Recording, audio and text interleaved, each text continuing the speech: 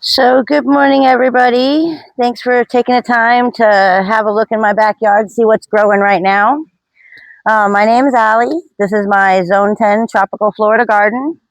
And today I'm going to go ahead and harvest the majority of this Roselle. And I'm actually going to cut it back because there's enough new growth that it looks like we're going to rebloom another time. This was the second blooming on this one. We're going to go ahead, get it harvested. I'm going to bring you guys in closer for just a second to see like all the different like bees and wasps and pollinators we got hanging out over here.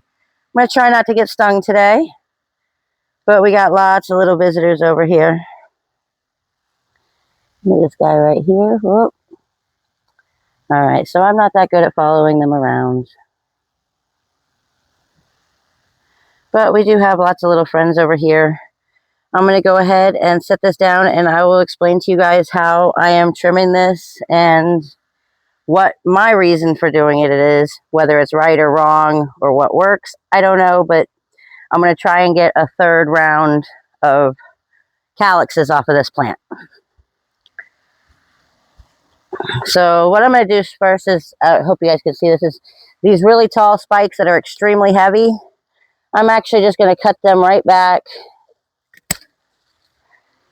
and harvest all of this like this. And I could let these go a little longer, but it's going to start cooling off. And I want to try and get one more round with this guy here.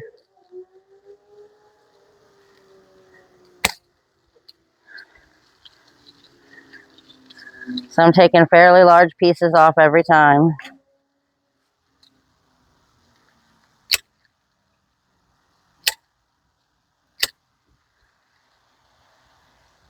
Got a couple mealy bugs on there. Common for pretty much all hibiscus varieties, I think.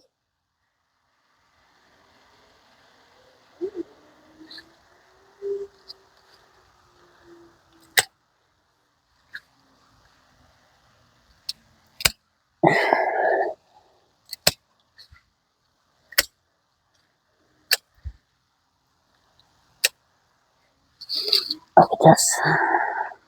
We're just getting mounds of fruits off of here.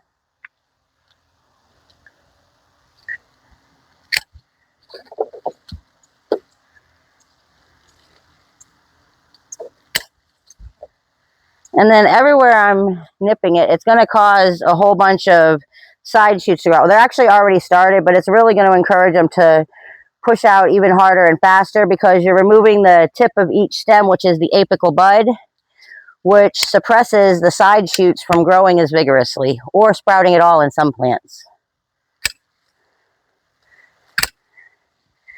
And so hopefully I'm doing this early enough that we'll get one more round out of this plant. And yes, I'm a little stuffy. I've been sick for about 2 weeks, on and off, and it just keeps going, passing around the house. And I'm hoping to be over it and start spending some more time out here.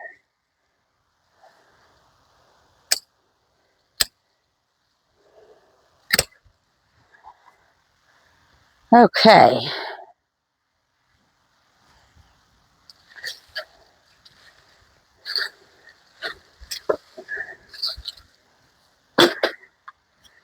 All right, so we'll go in and we'll see the after of this plant.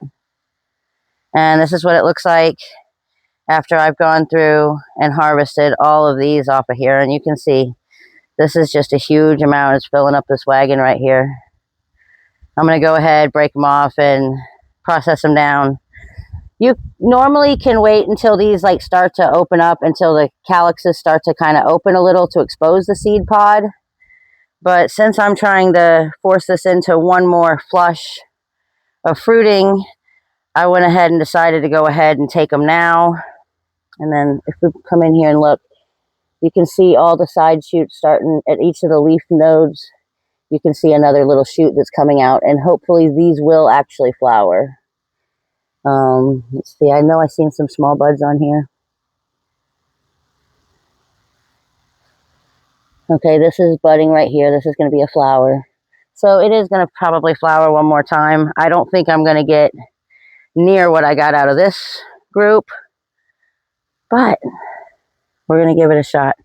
And just while I'm doing this, let's take a little walk down here. Oh, I left the clippers.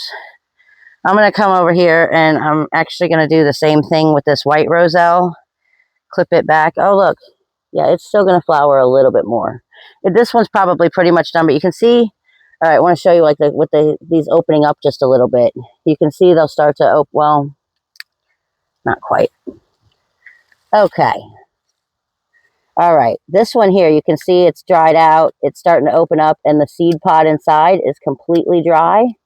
And those will be really good seeds for replanting in spring. And these little guys here, I just break them off and snack on them all the time. Let's see. Yeah, we've got quite a few good seed pods on here.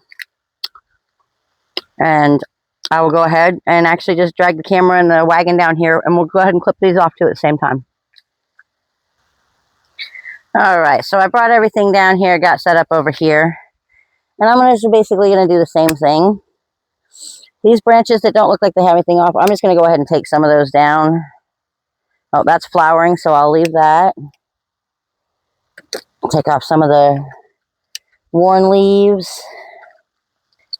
All right, bring that one way back. You can see we got a handful of the white calyxes, and I really love the white ones better for snacking on. I feel that they're more moist and juicy inside, whereas the red ones are a little drier.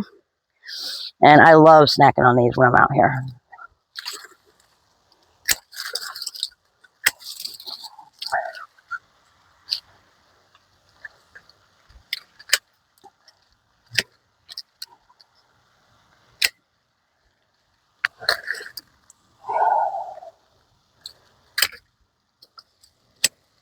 Lots of clipping down here. See if we can pull this weed coming in from the other side of the fence.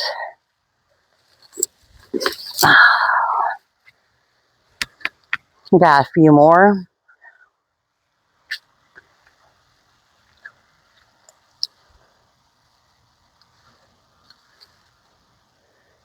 All right. And these guys here are a little younger, so I'll leave them.